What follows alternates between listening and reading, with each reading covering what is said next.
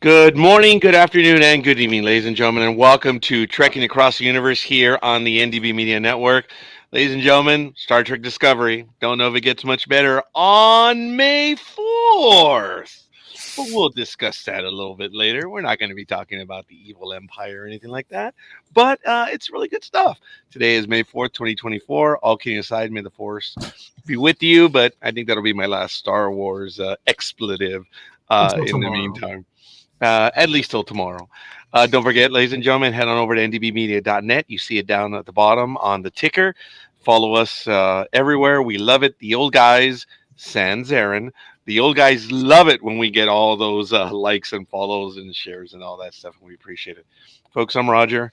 Michael, good evening. How you doing, young man? How are you? I'm doing pretty good. It's beautiful day in the Star Trek universe. Aye, lad, that it is. Yes, yes. And we're going to be able to get to it. I want to welcome all the people who are watching, and we're already getting a few likes already. Someone by the name of Elizabeth Olivia Cooper. That's a good one. So thank you. Grudge. Meow. Meow. Eh, How you doing, Kitty? kind of like, oh, fine. Kind of like Book was saying about the ship. She's purring like Grudge does, and I'm purring quite well today. It's been a good afternoon. Very good. Glad to hear it. Aaron, young man, how is Sunday? We actually, we should have been here for. I should have been here for episode 4, because then we'd really be crossing the time barriers and all that stuff. Aaron, good morning. How you doing? Good morning. I'm very tired from a yesterday of fan filming, but I'm good. Ooh, did we get a tease right there? Yeah. So we film number 2 of our little sort of short treks series. So yeah. Ooh, short tracks. Ooh, look forward to finding out some details on that. Well, folks, other than that, head on, as I mentioned, head on over to ndbmedia.net where you can check out everything that's going on the network, upcoming guests, past guests, programming. It's all there. And it's really good. So I want to get to it. Star Trek Discovery. We're in the final season. We're doing a bunch of final seasons right now. And we are going to be doing, I believe, episodes 5 and 6. Is that correct? Correct. All right. Thank you, Grudge. All right. Anything that you guys want to talk about before episode 5? Mirrors, or maybe should have been called Faces, but that's neither here nor there. Mirrors. I'll get into my quote in a moment. Anything, Grudge? Before we get into the actual review on Mirrors. I'll just say for me personally, because of some of my personal likes with different things, this had I had the most fun with this episode all season. Ooh. And I know everybody else is going to disagree with that, but I have my reasons. Okay, we'll get to that right now. Aaron. I've got to say, Mirrors wasn't my favorite. I much actually preferred the next episode, Whistle Speak. But yeah. Michael. Mirrors was Mirrors was okay. I mean it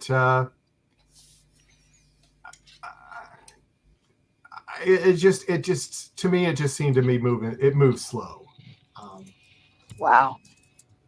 Whistle Speak, I would say I did like that. That was fun, and it was nice that it wasn't the normal people that seemed to go down and do all the work on the planet or the ship.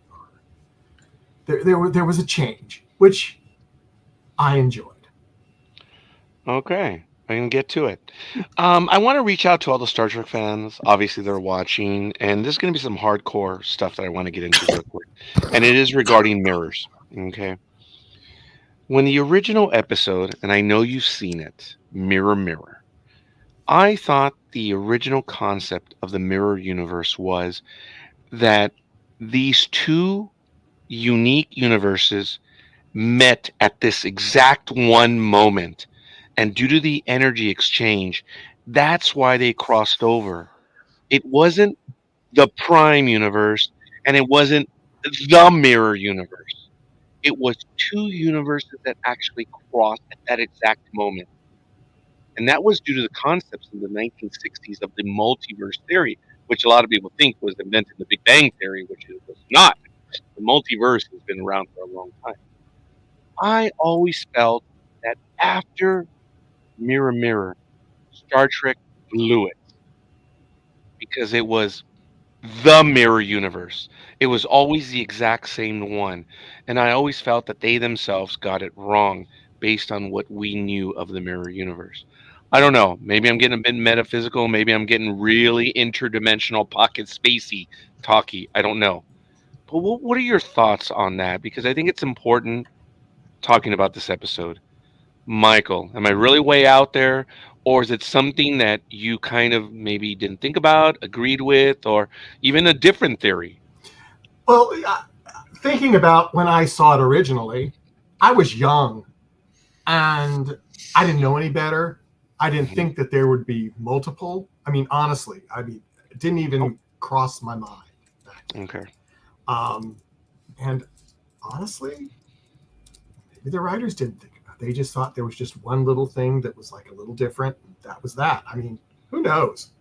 I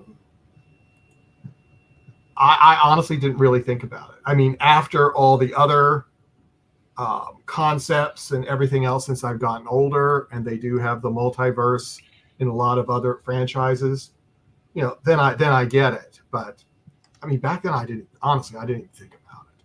So I just consider in Star Trek there's one, and that's the way it was written. I mean, A Grudge. I'm kind of right there with Michael for a couple of things. No, I didn't think about it, but this sounds really dumb, but I was raised with such a severe outlook on Christianity. There is only the good and there is only the bad. There is no in between. The It right and the it left. was it was very cultish for how I was raised. But when I first saw that, that's how I interpreted it. You have the good and the bad, and you're either all bad or you're all good, and those things can't mix together. But then later on, we saw when they were put back together, it was the mirror universe. Ooh, I like that. I had not given that's enlightening to me. I appreciate that. Aaron.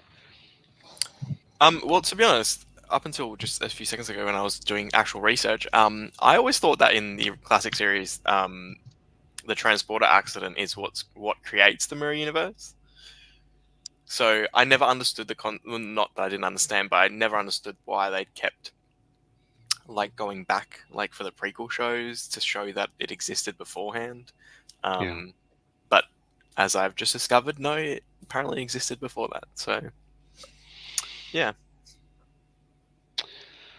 That's interesting. I this is important, and I like this. Like I said, I followed Star Trek in reruns. I was born just before it went off air in 1969. So my first Mirror Universe episode outside was after the movie Star Trek 3, when the comic book series continued and there was the resolution of Kirk stealing the Enterprise, blowing it up and all this. Immediately the comic book series had a Mirror Universe crossover where the guys from the other side were trying to come over here, and Kirk and crew actually end up on the ISS Enterprise, and Kirk's like, it's like this was his ship. I remember that, but it was a mirror universe, and even then I was like, well, they went back, but it was the original people in Mirror Mirror that were crossing over. So I was like, okay, that was cool because they knew of the other side, and it took them forever, and it was creative. I have to hand them to that. But even then, I was like, okay, they did, but everyone after, in my opinion, always saw it as there's only one mirror universe. And I didn't understand why they went that way. That's been my complaint, that it's always that same universe. If we believe what we do, the transporter accident, which is really creative, Aaron. I didn't think of it that way, that it was the accident that caused it. I understood it as that both universes were exactly at that moment they had crossed the plane, which is, I thought that's what they explained, but okay, fine. That's been one of my biggest beefs of the mirror universe. So it tainted my point of view on this episode. And then we learn that there's a pocket of interdimensional space between the prime and the mirror. And we find something there. But let's back up a little bit. There's a wormhole, right? And I believe Locke and Mole, their ship is a bit too big, right, to go into this wormhole. And I believe their ship is damaged. Is that correct? Or even Cut in destroyed? half. Yeah, it's The ship is destroyed, broken in yeah. half. Okay. Why did they say in the episode it was broken in half? Now, I'm not trying to ambush you guys. I'm not trying to be stupid. I want to know, what were you guys thinking? Why it was broken in half? This is a wormhole, which is basically a black hole with infinite power. Well, they kept saying that the aperture kept opening and closing, and so Yeah. I just assumed that it closed on the ship and kaboom. It's like, I know they explained it when they were looking at the ship. Michael was explaining it, but I can't remember exactly what she said. Well, that's what I got out of it, especially after the second time I saw it. So, Aaron, did you want to add in? Because I was going to say that with infinite power, I don't understand how a smaller ship allegedly can get through and not necessarily a bigger ship. It's going to rip everything apart. Just because one's a little bit bigger, when you're looking at the power, as we can understand, a black hole or a wormhole, I don't get that. That was a script issue for me. Yeah, it sort of seemed more like it was a plot device that they lost their ship, and so when Book and Michael lost their ship, there would be no way out, right? Like, Okay. yeah. All right. Fair enough. Well, we know what happens. Their ship goes into the wormhole, and Book and Burnham are able to go behind them, and then they find, as I said, in this interdimensional pocket, not only do we see the ISS, which we had seen in previews, but we see the ISS Enterprise from Enterprise. Mirror Mirror. Were you guys surprised, disappointed? Did you see in the previews? What? Is this nostalgia on overdrive? Are they overdoing it? I see your face, Aaron. I personally thought it was a bit of nostalgia. It wasn't. It didn't really have to be that ship. It kind of served no purpose. It didn't relate to anything in the episode. It could have been any Constitution. That made the class ship. tie-in. That made the tie-in, though. We're already going after an old classic, the Progenitors, and then to bring in the Enterprise, which was from, Mirror Mirror. Why not? Well, Yeah, I do. There is that sort of nostalgia aspect, I suppose, of this season. So yeah, but in terms of like an actual story thing, it didn't. It could have been anything. It could have been any ship, really. But I feel like I expected it to be the Defiant. That would have been cool. Yeah, and That would have been because cool. we know it's cropped up multiple times, and it, like, yeah, that's what I was expecting it to be. I would have thought it was Defiant as well because of the interdimensional stuff that was happening, both in the Enterprise as well as the original series or those old scientists. Michael, your thoughts on that? well, the only thing I could think of why I wouldn't think it was Defiant, because Enterprise's Mirror Universe episode said where it went. Yeah. It went.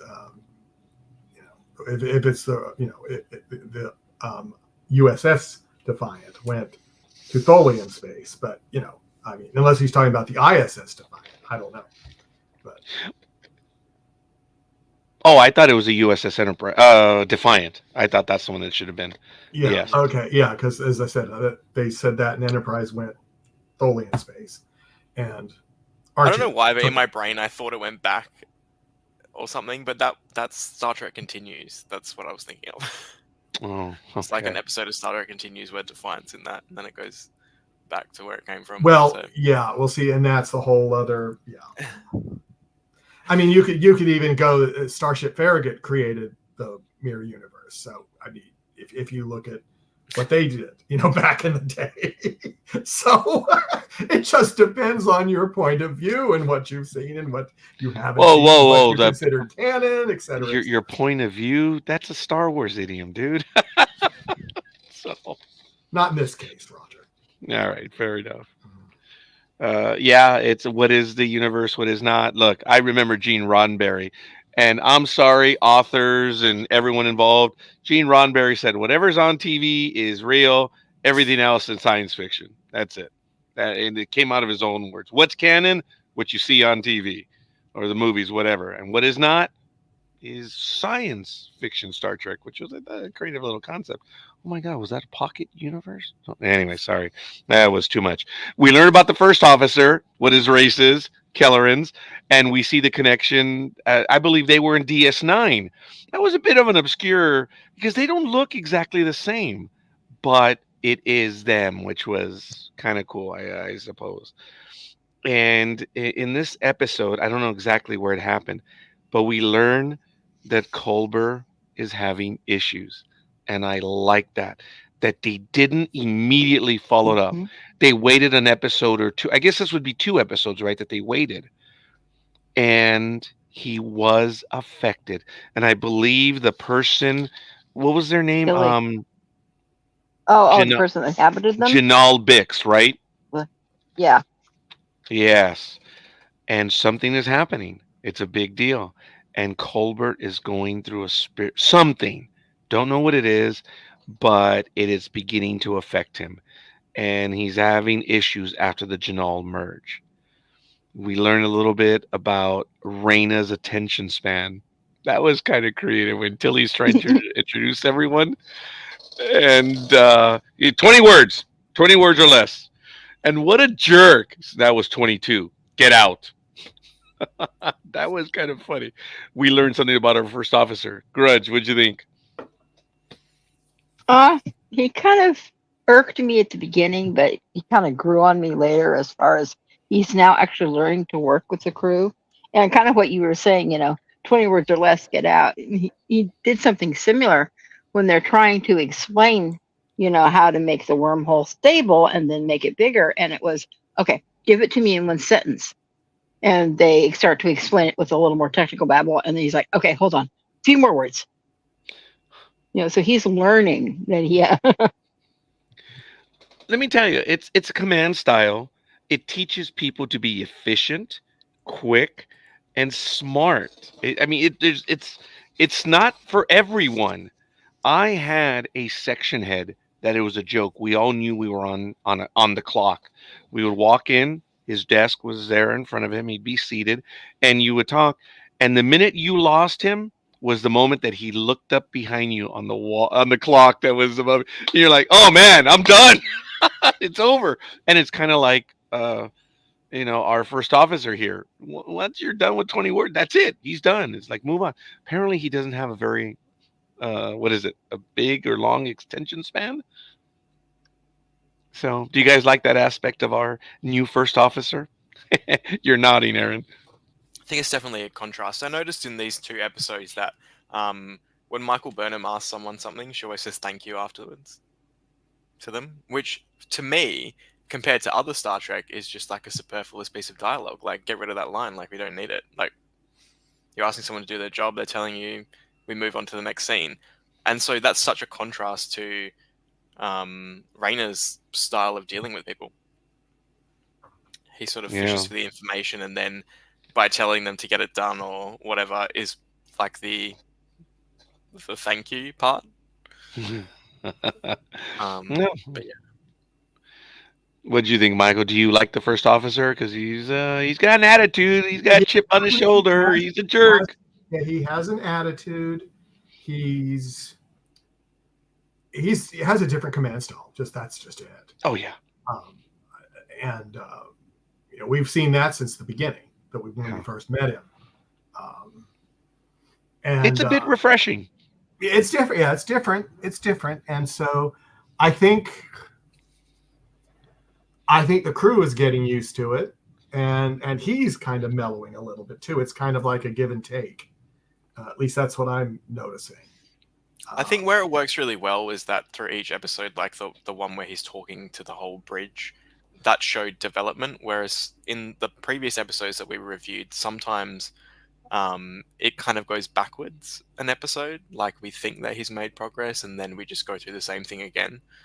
I can't remember whether it was the Trill episode, but one of them it just seemed like he did a complete 180. Yeah, we had talked about that. Yeah. He started to seem to make progress, and then we're going, Yeah. yeah, he's making progress, and then the episode was like, wait, he's back the way he was.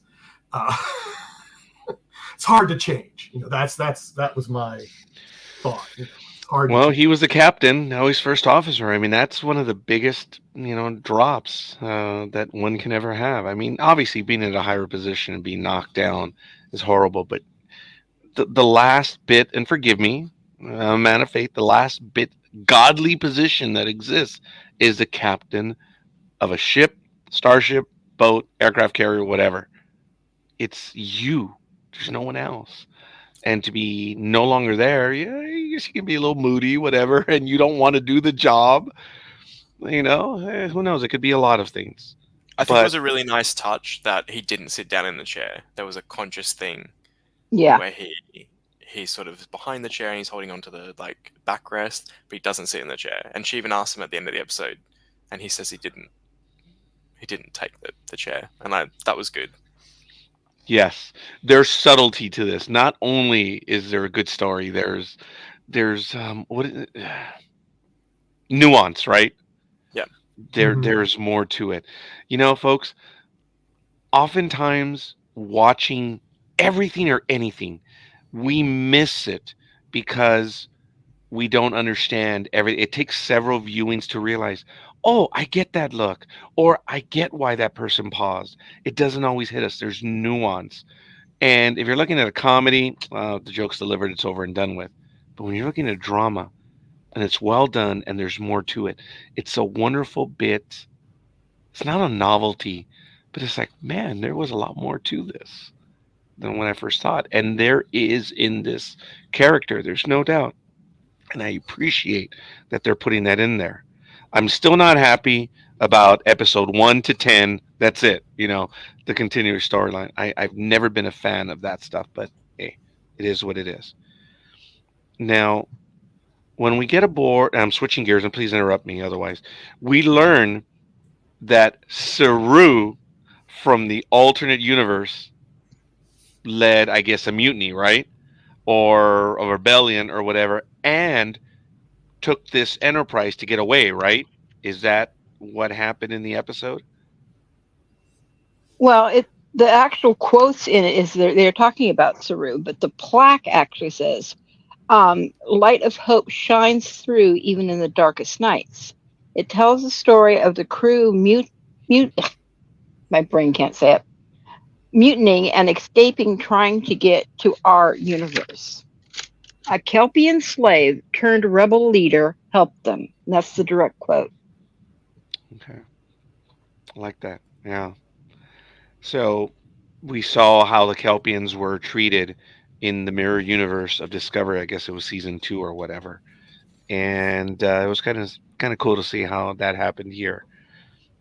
Now, we learn quite a bit more in this episode as to why Maul and Locke are doing what they're doing.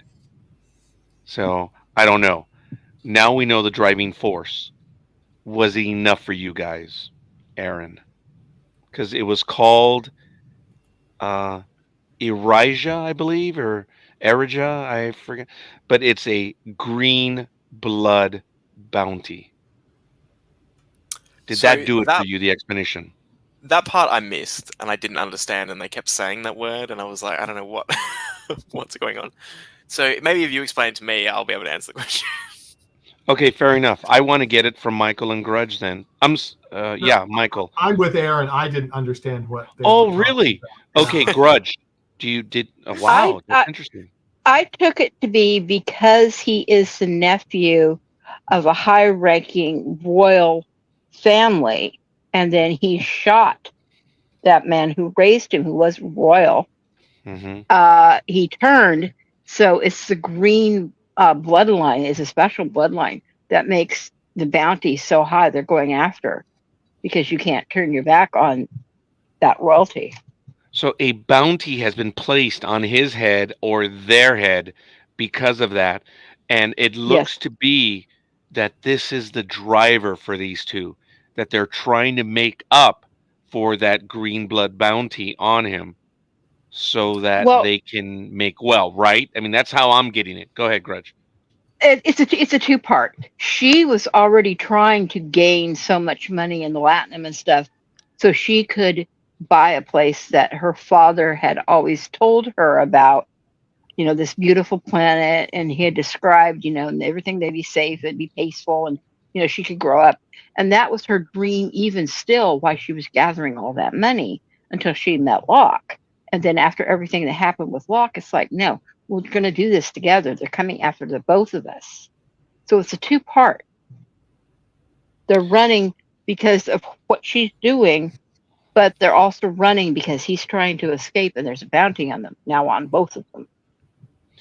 The reason why I said earlier, and I'm going to go to Aaron in just a moment, is instead of mirrors, it could have been faces because there's so many different faces to everything that's going on. And I think that's why we're alluding to that. Yeah. So, Aaron, now maybe knowing that, and I'll go back to Michael in a minute as well, it's a bounty. That's what's driving them. So, I know I'm ambushing you on this because it's, I guess. See, so I think what confused me is because that was clear. However, I thought it had something to do with the fact that when they took off their helmet, they're like translucent, and then he was like solid green.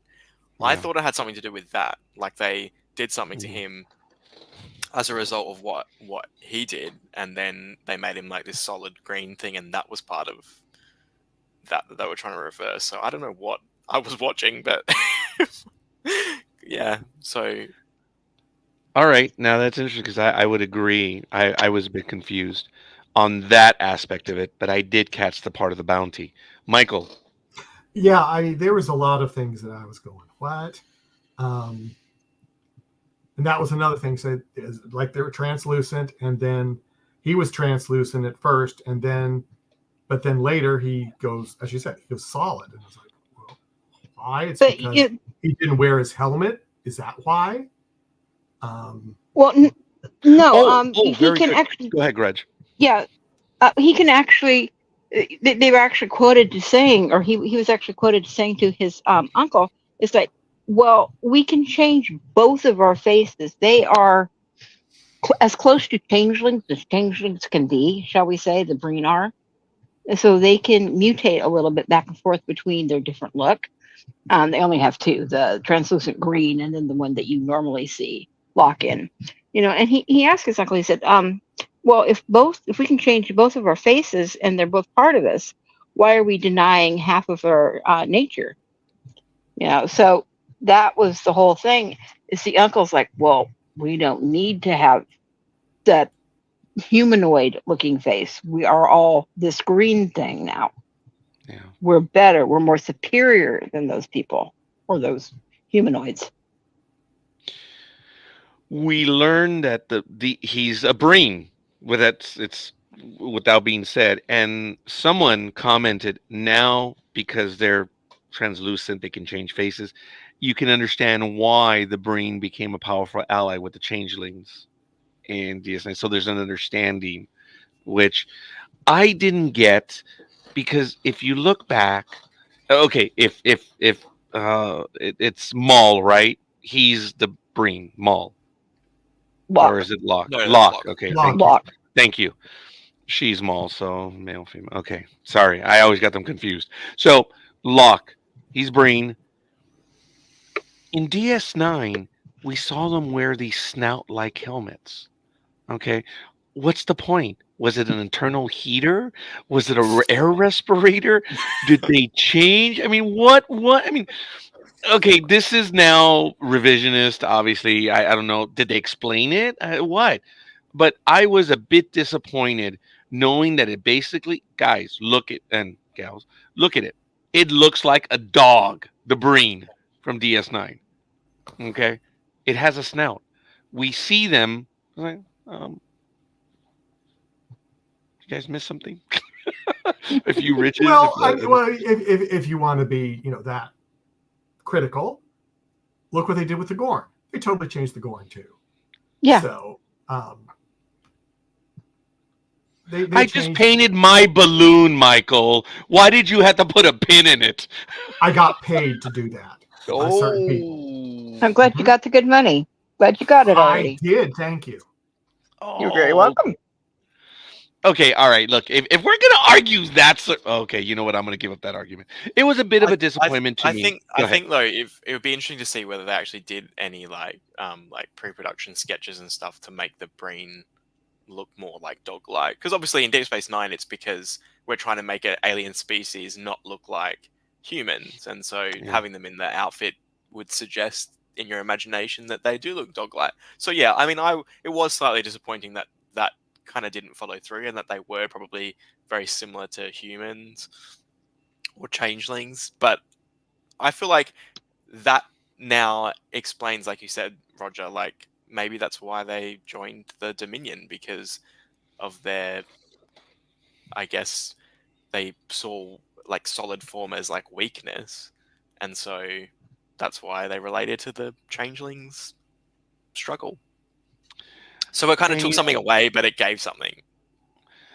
And that's fair, Aaron. And I appreciate you actually may have given me something along that maybe they're just keeping a traditional thing of what they were at one time. It could have been that as well.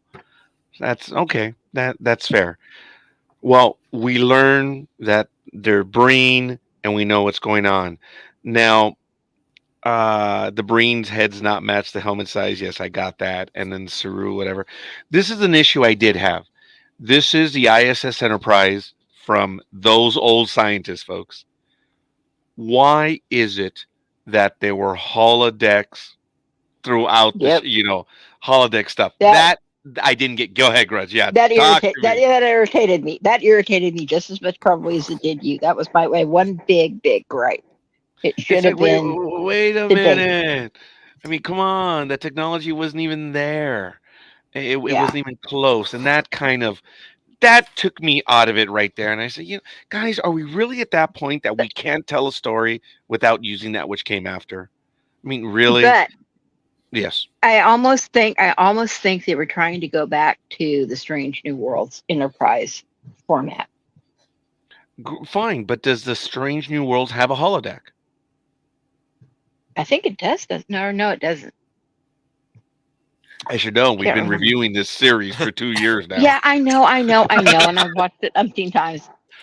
I don't recall them having a holodeck, and I think that would be a cop-out if they did. I think I would have lost my mind then. Look, I lose my mind when they do site-to-site transport in all this stuff, because this was an obvious dangerous thing.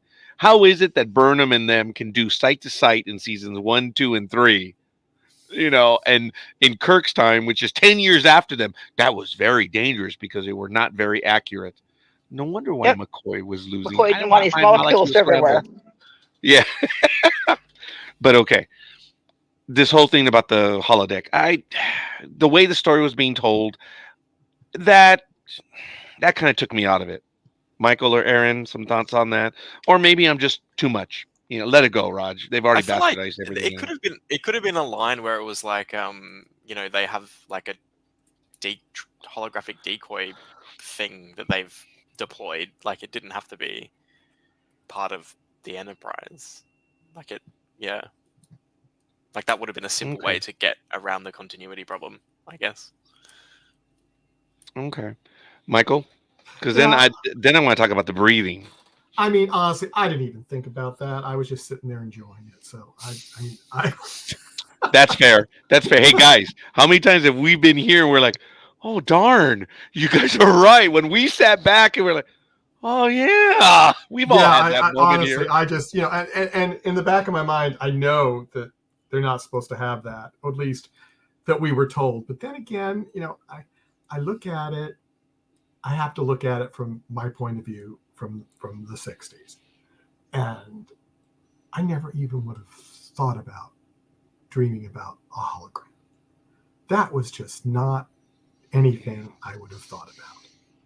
Nowadays, I mean, with what we can do now, I mean, it totally makes sense that they would have holograms. But at the time, I mean, that's the problem with stuff that was back in the days. Yeah. And our technology has expanded so fast, and I mean, I just don't want to go. It's just go ahead, Grudge, because I'm tongue tied. Oh, I was half coughing, and I was going to say something. But in a way, You I got kind of interrupted by a agree. cough, Michael. But Better than other times. In a way, I do kind of agree, but my eyes literally bugged out when Next Gen came on, and we could first see that the whole holodeck, and that was really kind of exciting back in the day. So I get your point about it not being around with the original.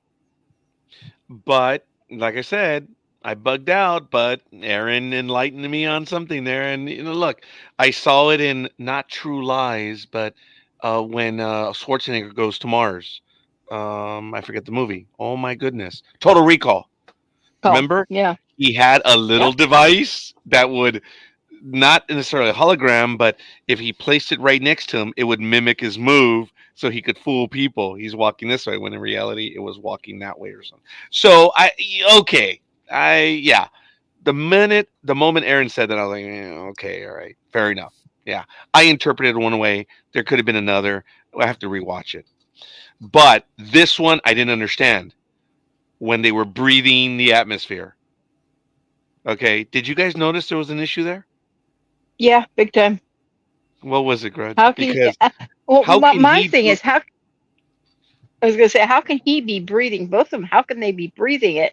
We don't even know if that whole area has been sealed because of the damage, to the Enterprise. So why is it that, you're perfectly fine to walk through and everything, especially right when they first got that landing half you're talking about, Maul and Locke, right?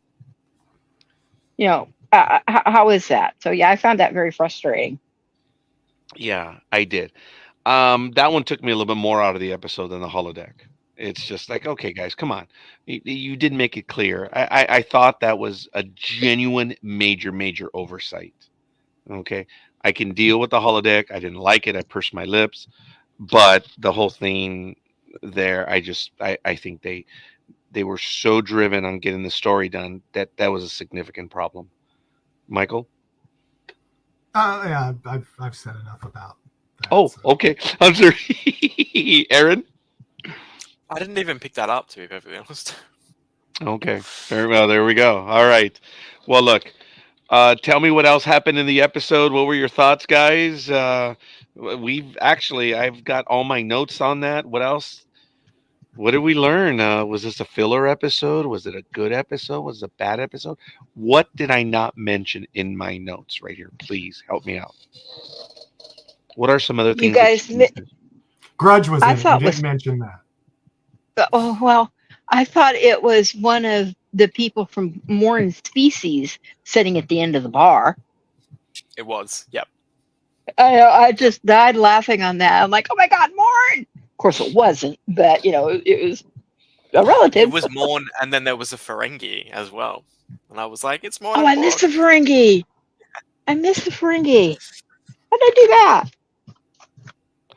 I now remember the Ferengi. Yes. Oh my god, it didn't dawn on me, but I did see the Morn character. I did pick up on the Morn. I did not see the Ferengi. Bonehead. I'm gonna have to go back and who watch that who scene. knows? It might have actually been Morn. Who knows? Well, know how man, long Yeah, they one live, never yeah. knows. hey, Michael, you had Morn looking like, and you had a Ferengi. Come on, man. That's cool. That actually brings a smile to my face after the fact, thinking about that. I'm all right with that one. Yeah. All right. What else do we have in the episode that I missed in my notes right now that you guys want to add? Well, I like how the crew. You remember they did the mutiny and all, and they actually got off, and they were later found in the Federation database. Including Dr. Chow, who became a branch admiral. So I thought that was really kind of neat that the majority of that crew that did the mutiny actually escaped and got to Federation space. And then they said Action Saru is in both universes. Action Yeah. Saru. Well, wait a minute. He made it over here then to the Prime universe, then, right? So Well, it there's was two never said that Sarus? was. They never never said said that it he was made- actually through. Okay. All right. No, yes, they did. Oh yeah, Yes, they No, did they didn't. because Yeah, Michael they says, did. yeah, Oh wait, yeah, it was okay. Yeah. Yeah, you're right. So here's the thing: is he maybe Saru's, ancestor? Oh, Bashir and O'Brien paradox. Are we going to really go down that road? Seriously? Which was an incredibly funny scene in Trials and Tribulations. I got it. Oh, I know. That was Star Trek at its finest. You guys know what I'm talking about, right? That one scene Oh, yes. where oh yeah, you're all nodding. And folks, come on. That's one moment where I swear Star Trek was winking at its audience and said, "Hey, pay attention." Love that whole concept. That was really funny. So, are we going to have that conversation now, Gretch? Is Saru his own grandfather? I mean, is this Back to the Future? Is this Futurama? I mean, what is it? It makes you think. He survived, and he obviously was on a planet with Kelpians. Where else could he be, really? Most likely, he probably was an ancestor. Oh, hey, you know what? He's scoring with Especially with the name Vulcan. Saru. Mm, Especially Yeah. with the name Saru. Family handed down names. Hey. Well, there you go. All right, fine.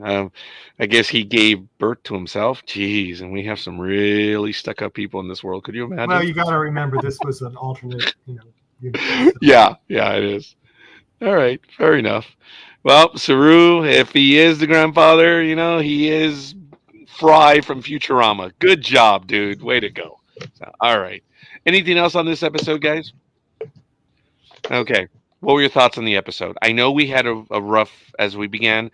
I had some serious plot logic issues with it, but it was. We learn a lot about the characters and what drives them. That was enough for me to make it a good episode in this continuing storyline. There were just some things that got in the way for me.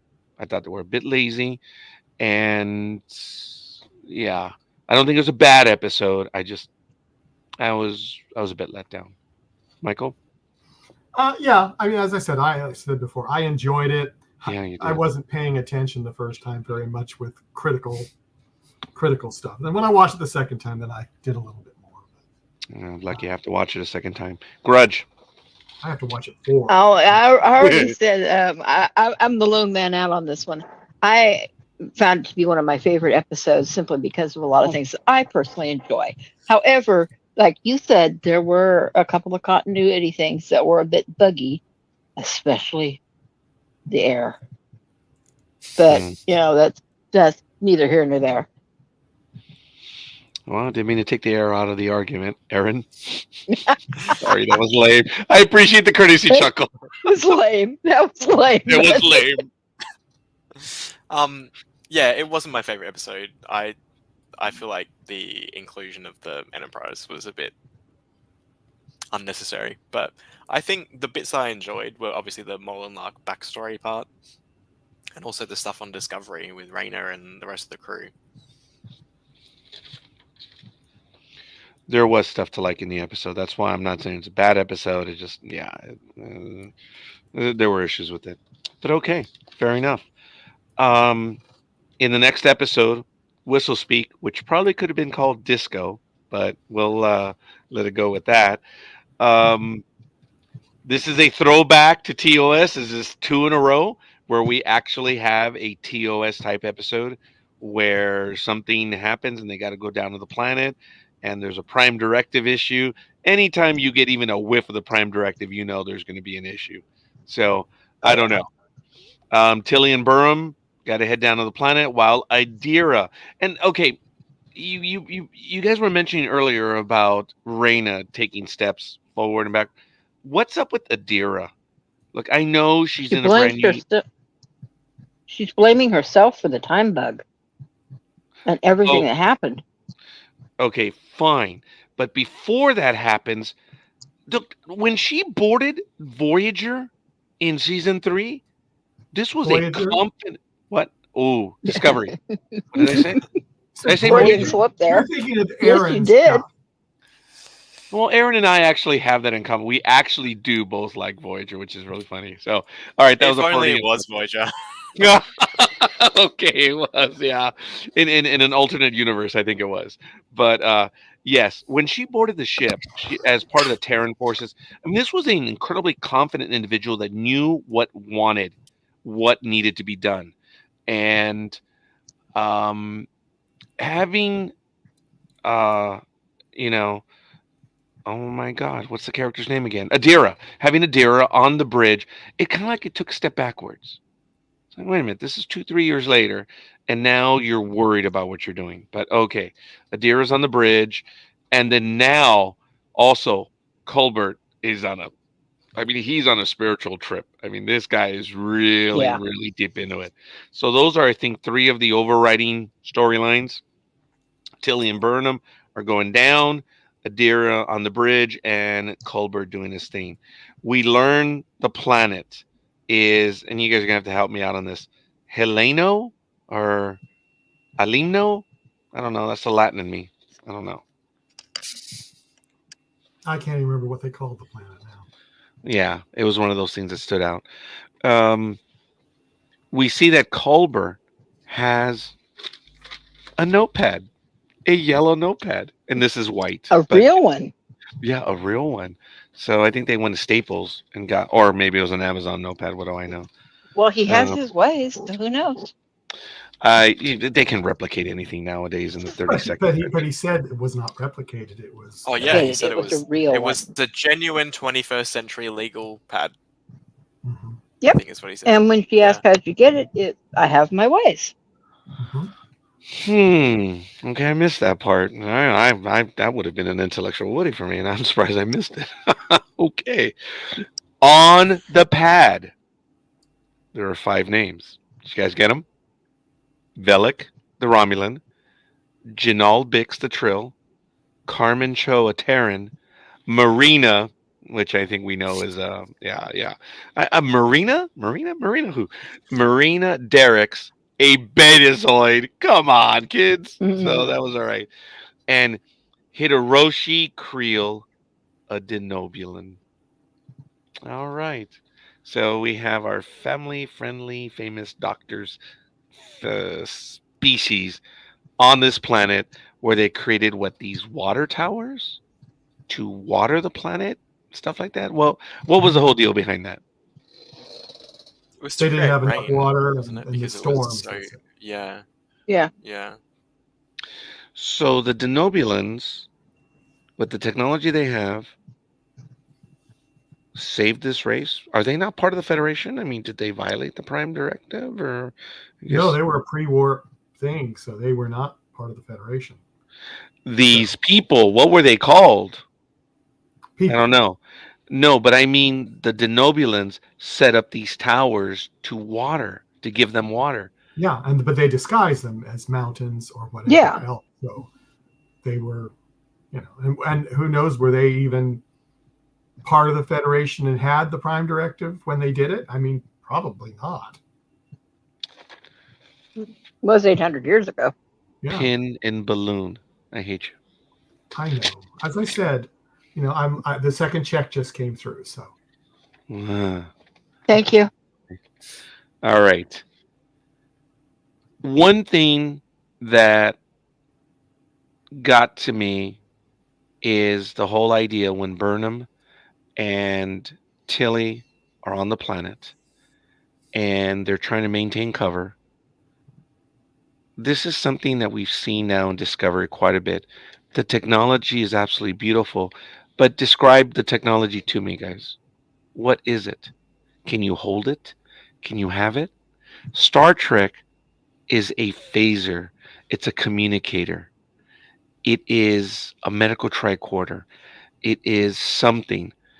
In this new universe, It's nothing. I would love to have a tricorder from Discovery 5th season. What is that? Doesn't exist. It's a Well, I mean, if badge. there's lots of kids watching, it's actually great for them because they don't have to buy any props or make any toys or anything like that. They can just use whatever's available. So, from That a was the whole marketing fun perspective, when we were it's so growing clever. up. Oh, you just knocked Roger out of the chair. But so Yeah, I did mean that was that so same fun thing for us happened growing in up with the props. that same thing happened in Doctor Who, where in the new series, the executive producer got rid of the sonic screwdriver because he thought some kids couldn't afford to buy that prop. So Really? having them as like sunglasses Yes. and like just general Ray-Ban sunglasses made it more accessible to children. Not that I'm saying that Yeah, Star Trek that is didn't go over primarily too tied well. with it. No, No, that's no. cool, Aaron. I didn't know that. Really? Yep. Wow. George Lucas is not his fan, not his friend. Go on, guys, please. I'm reaching for something. It's important to me. A communicator But yeah, or a phaser? I appreciate the idea that there's like iconic things like that tricorder, Or a and tricorder. it is Yeah. kind of sad not to see the tech part because it is part of Star Trek. It's part of science fiction. But then I suppose as tech evolves, maybe it does turn into stuff that we can't see. And Look, it is tough to go from 24th century to 31st century. I get that. And I have to say, I believe they've delivered on really coming up with some radical ideas. Um, I'm just saddened that we don't have this. But in reality, you have phasers. Well, wait a minute. We talked about it in episode 1 or 2, where the whole thing about the phasers, where you can just replicate another phaser, right? Yeah. It's like, how do you run Yeah. out of, So that was an issue that I had, but we talked about that in that episode. So I missed the whole idea of the props. And I think Discovery has done it, but maybe that's the universe that we live in, and so be it. But I do miss the whole idea of props. The retinal tricorders. All right. Okay. Notice that they have all these toys, and doesn't that infuriate you when people do that? They have all these toys, and then we see something that happens a little bit later on in the episode. Okay. Look, I know I'm jumping ahead, but this really got on my nerves. Why is it that we have a race that doesn't understand? Do they have a wheel? Did they? I don't know. Did they have a cart? I mean, they're definitely pre-industrial. And they have no concept of mechanical stuff in the way that we would, or even anyone else. Burnham blows it by beaming in front of him. In the next scene, couldn't she have just beamed down right next to him and pretended to come running or something? I don't get that. That was a major error in story. That is bad storytelling, in my humble opinion. I didn't get that, and it was very frustrating.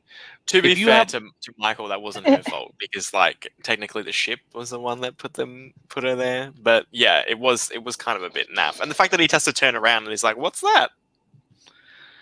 But Yeah. here's the thing. She had already made the decision to break the Prime Directive simply because we already could tell the tech that was there for the water towers was failing, and they had to be taught how to correct and work the equipment. So they had to have broken the Prime Directive to teach them how to do this. But Okay, it wasn't the god. and it's fair, and we did jump ahead, folks. We didn't say what the whole deal is. This technology is beginning to fail. Apparently, some of these towers take care of these little villages and cities or whatever, and some have failed. Ford And failed. 4 Out of had 5. failed. 4 out of 5. So Tilly and Burnham meet up with the village elder. I believe his name is Obaz, and his daughter, what was Rava or Rava? I don't know. If it was Riva, I think some other series might get mad. But they befriend them, they learn what's going on, and then we learn about this race, which is a hellish race. You have to take these sugar cubes, which dry you out, make you thirsty, and then you have to hold a pan of water in front of you while you're going to get up to the temple to see who wins. And then lo and behold, it turns out that the Mayans are an interdimensional species. Because what happens when you get out? When you win, you get to the top of the temple. You get sacrificed. You get sacrificed. And I was like, maybe this episode should have been called Calypto, but anyway, that's totally different. Yes, Michael. Well, and you think about all this, and they all know that they die if they win.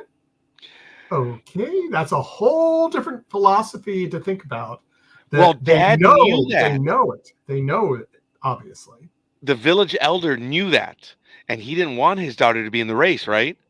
Well, he didn't, Correct. but then it's like, what do they not know that people never come back out? Or I mean, I think maybe they, I missed something, because that's the episode I didn't see a second time. I think they do know, because I cannot think of her name, but the older lady that was having the breathing problems with all the sand. She was talking about many years ago. She and her best friend ran the race, and her friend won. But the way she was making it sound is very obvious. The friend was never around after that, so she had to have known. Yeah, very good. Okay. All right. So Well, maybe not everybody realized what. yeah, maybe not. Could be. Sacrifice to the gods, winners of the race, and then now we have Tilly is going to be sacrificed.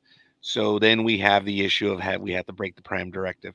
It seems like such a hassle of what they're going to maintain cover, and then they eventually have to break the Prime Directive. Couldn't they just beam her out? I mean, come on, man, put her around Well, the they corner. said that it was interfering with the beaming at the time. Yeah. Oh, 800 yeah. years, and it's still an excuse. Yes, it's still an excuse. Now, before we get to the resolution on that, we are going to back up a little bit, because there was a lot going on where Colbert is really on this spiritual awakening, and he meets up with Abuela, and it is really kind of cool, that whole interchange. And then Colbert meets up with Book. This might have been a little bit after some of the resolution, but he meets up with Book. Book was playing Asteroids. Did you guys see that? It was Yes. Asteroids. Yeah. I thought that was Yeah, kind of cool. I'm like, I thought it was cool that he was doing it in the shuttle, because it just didn't feel right in the holodeck or whatever that they were talking about. It's like, it has to be more of a real feel. it was cool that he was doing that. I thought that was kind of funny. Some things are just going to start. Look, we have the ancient games of Go and chess, which are hundreds of years checkers. I could see asteroids, which is really funny. The simple concept of asteroids. Survive as Well, long as you think about can. the episode before. They kind of went in. They had like asteroids or whatever that were in the wormhole. I mean, Yeah. I just thought that was kind of funny. That's what got me. It was Oh, like he was yeah. playing asteroids, but then he had just experienced something in real life very similar. Maybe that's why he was playing it, to remind himself of that. Maybe that's why he's playing it, to keep sharp. Yeah, Yeah, well, who yeah. knows? But He I He needed think the enjoys practice, that, apparently, yeah. That's funny. That is cool. You see, there is more to this. Now, when Colbert and Book are having a conversation over the meal that he prepares, which is abuela, an abuela meal. And, folks, abuela's A replicated above meal. yeah, but it's what his abuela used to cook for him, his grandma. Oh, I'm so sorry. It's my drug time. They're having a conversation, and it's a fairly deep conversation, and we learn that it's not over between Book and Burnham. Or at the very least, Book, I believe, does utter something to the effect of that he misses Burnham. Oh, yeah. And I thought that it was dead between the two. I don't know where they were going, but I thought it was dead. And it was kind of nice the way I'm sorry, I apologize, the way Book was talking about that. It kind of felt real, because it was two guys having a meal prepared by the grandma. How real is that in many cultures, folks? And Very. the food creates the feelings, that was real to me, folks. I was a privileged kid growing up. I was studying in the school. You guys all know I was in the seminary in my high school years, and I would come home on Friday, and I came home with 3 or 4 other classmates. And when I would arrive at my grandma's house, there was a meal always waiting. And I was so stupid. I had that almost my entire life. My grandmother prepared a meal when we would get there at about 5 or 6 in the afternoon on a Friday. There was a hot meal prepared by my grandma. I saw that. It was real to me. It was. It felt real, that whole conversation, and people converse over food. They make deals over food. They pass the time over food. It felt real, and I'm beating to death, and I don't mean to. That one really got to me. That one little scene, and I appreciated one book, and now I'm repeating myself. I don't know what you guys thought about that, or it's like they had a meal, dude. Shut up. No, I agree with you. It was very insightful and heartfelt, I thought. You know, really, truly two very good friends sitting there and bonding over a meal and talking about, hey, my relationship with the person I love might still have a chance. All right. Yeah. Don't Yeah. Can't say any one of us haven't done something similar to that. I think we'll all have it one time or another. Do you guys want anything else to that, or we get to the? We're very close to the conclusion already of this episode. Mhm. I think it was Okay. nice to show the like cultural, human cultural aspect to Colbert, and like you said, like the food thing. It's one of those things that seems to transcend time a bit, like all those games that are still played, and it's nice to see that human culture or specific human cultures survive that long, and there is like a relatable, familial thing. Yeah. Yeah. Well, if he had been playing Pong, I think it'd have been a whole different idea of what that scene was, in my opinion. Okay, Pac-Man. there has. Well, yeah, I could see Pac-Man. You see, Pong. That's funny, Michael. I mean, I would say that dumbs it down a little bit, but it still gets the point across. Pong, it's passing the time. That's what it is, and that's what asteroids is. It's passing the time, and it works. I might have laughed had it been Pong, but I actually did appreciate it was asteroids though. And now Well, knowing it made more sense that it was asteroids. yeah, and then knowing the tie-in, which I Mhm. didn't get from the opposite from the prior episode, I'm like, ooh, that was creative. I like that. That was okay. That was good. So we now have that connection with them. We have Burnham has to save Tilly's life and the village elder's daughter. And I already talked about it. The Beeman, okay, is done. My thing is, come on, man.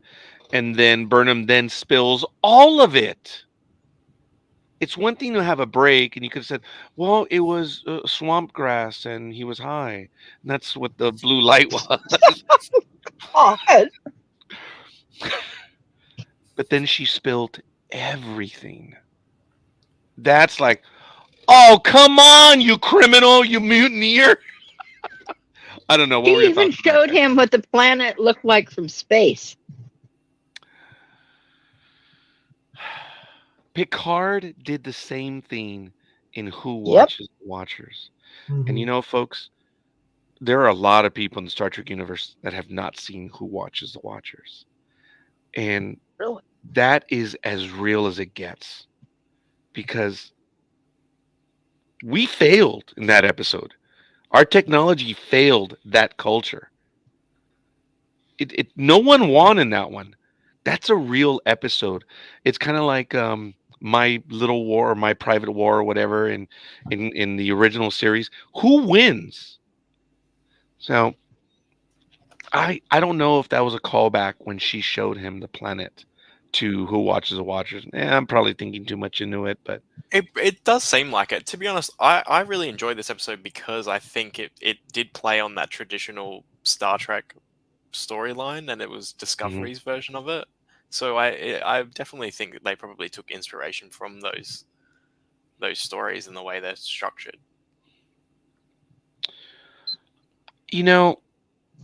After that, we get a hurried, like afterthought.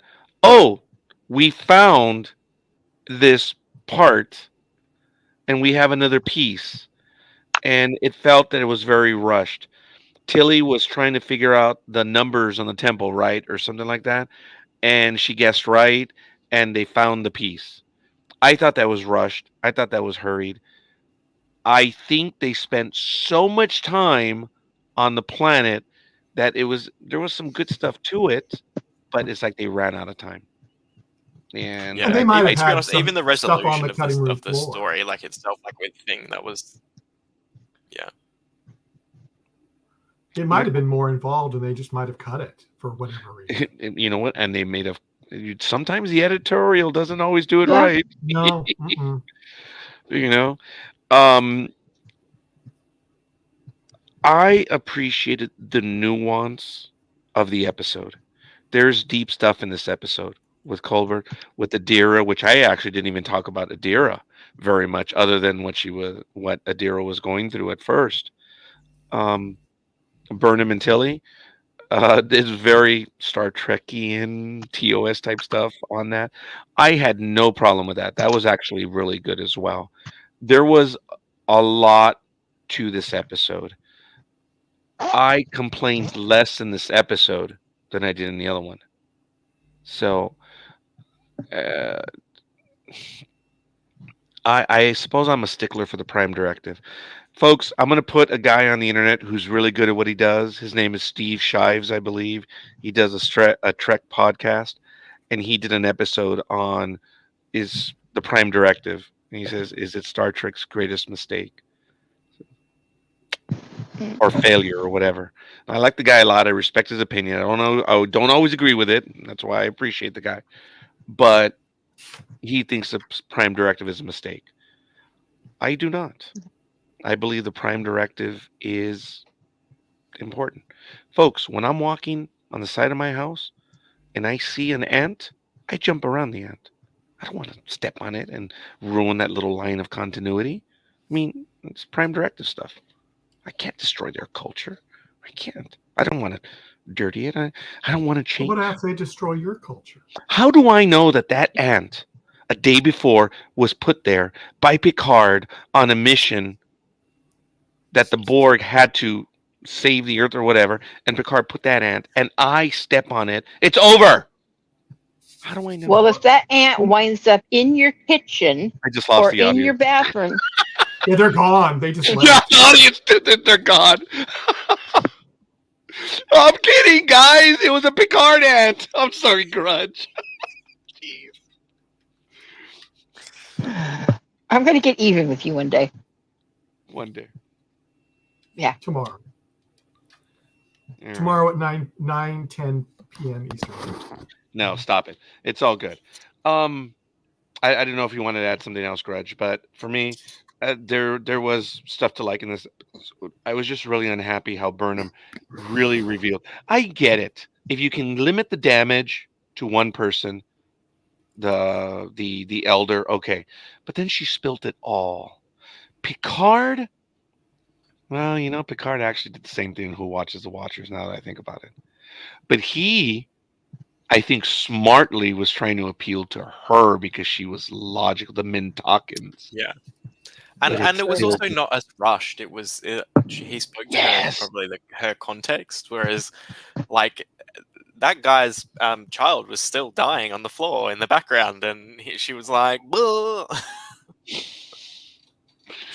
Yeah.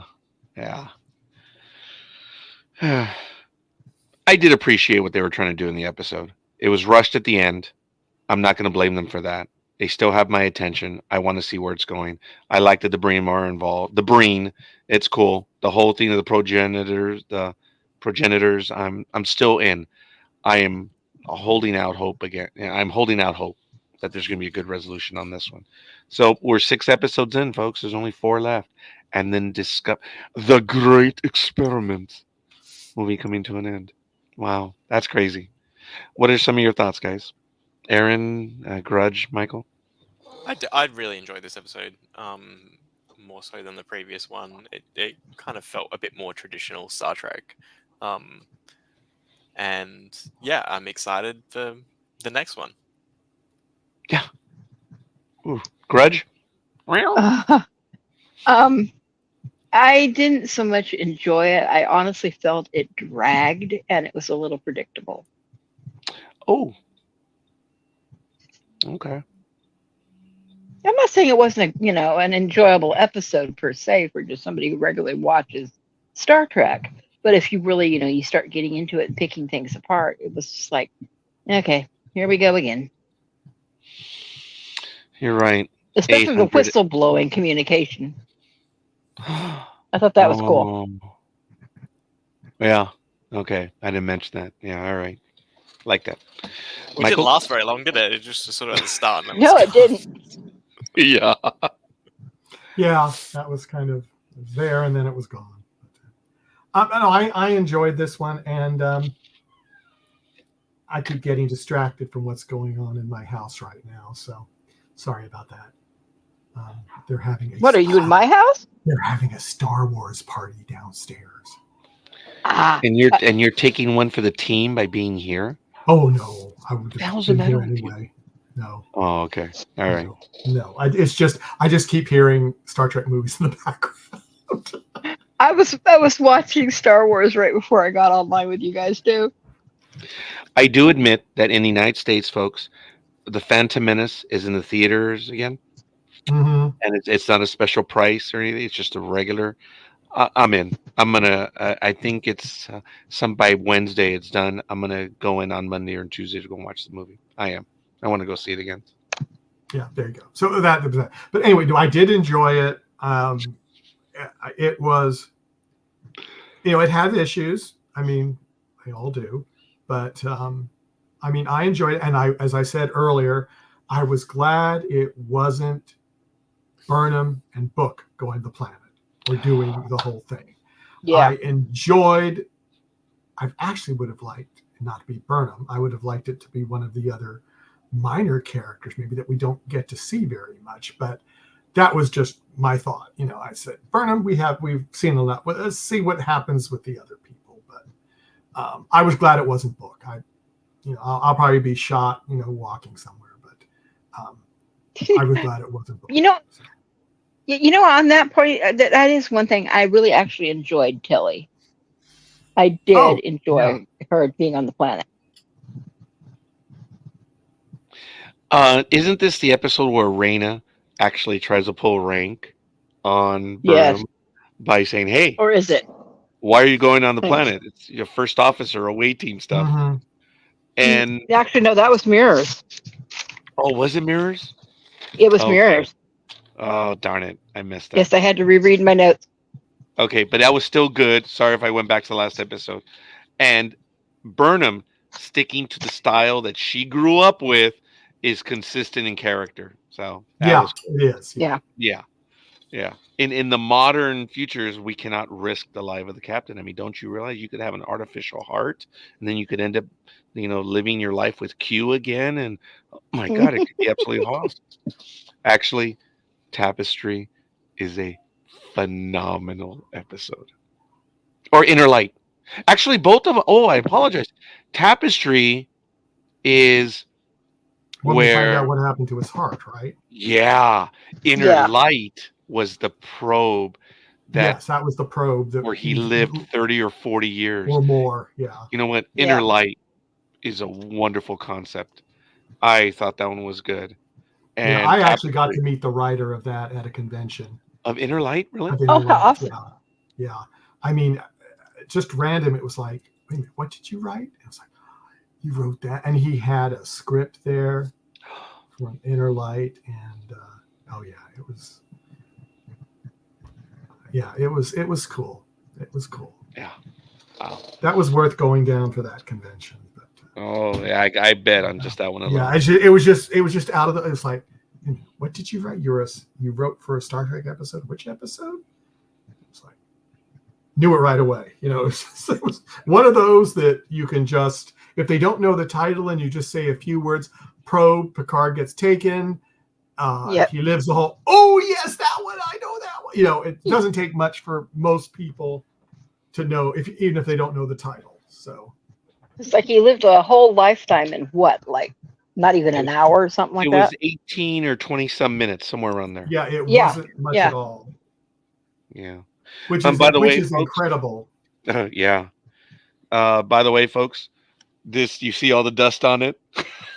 I had not touched this box in like 3-4 years. This is crazy. Does it still have the What? price tag on it? Oh, it does? I know, does it? I'm asking. Oh, I don't know. Oh no, it doesn't. It was given to me, so I can't say. No. But all right. Okay, folks, this is good. We actually did 2 episodes in an hour 20. That's not actually too bad. So, No, we do them in 16 minutes in one episode. So, you know. oh, so you're Yes, telling we me do. that I am Sir Talks a Lot? Is that what it is? No, but that's what we wanted. So that's why we waited. You guys wanted an airbag? We wanted to go into more detail. None of us could. Yeah. Okay, that's fair. But you know, guys, I deliberately take the notes that I do because I try to capture as much as I can because I know I'm not going to get it all because I know you guys are going to get the rest. And that's why I love this. And I'm sorry, I keep saying this over and over. What I see, the 3 of you don't. And what Aaron sees, the other 3 don't. And it's so awesome that when we get together, there is an inner light from all of us that enlightens all of us, which is really kind of cool. And it forms an incredible tapestry. So, Oh, there you go. damn. I worked them both in at the very end. Maybe I should have written a speech, but it wouldn't have worked. It would have been, "Hi, folks, we good, gotta go." So, And when you well, look in the mirror twice, then everything is fine. ooh, Just don't look in the mirror and say Roger's name 3 times, or bad things might Oh happen. no, don't do that. No, yeah, Michael did once, and he paid for 3 days. I did.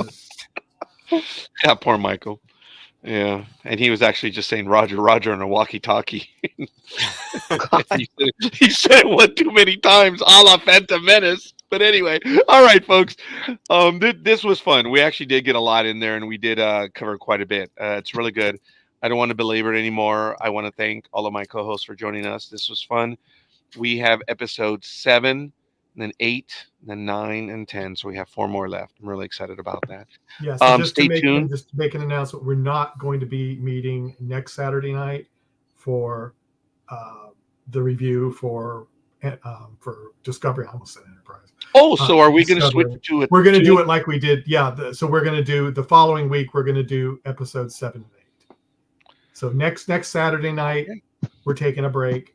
Then the following week, we're going to do 7 and 8. So. Folks, for those of you that know and don't know, Sports Talking with the Guys will not be on Saturday morning because of Aisha, who has been in this program, who has commented. Her mama did pass away sometime Friday.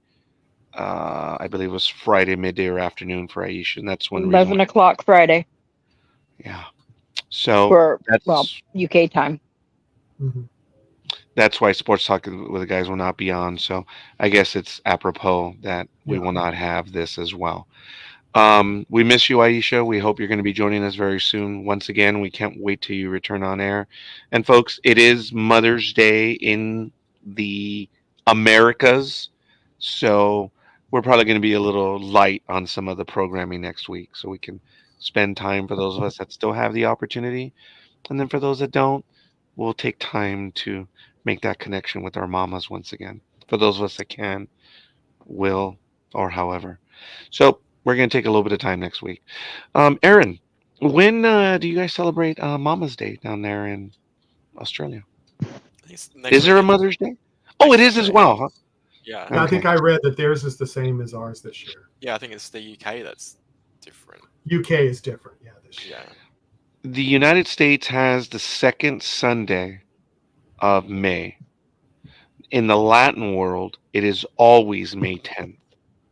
And every now and then they're on the same day or right after, which I believe this year May 10th is a Friday, which will be upcoming. So and that's cool to know. That's good to know. All right, folks, don't want to belabor it. I kind of wanted to end it perfectly at 120 and I missed it. So it's all good. Again, Aaron, thank you for joining us tomorrow. And Grudge, thank you for being with us today. And Michael, thank you for being with us today. Well, let it be known you did the cat. So you finished filming. Aaron, any tease or anything else that you wanted to give us real quick?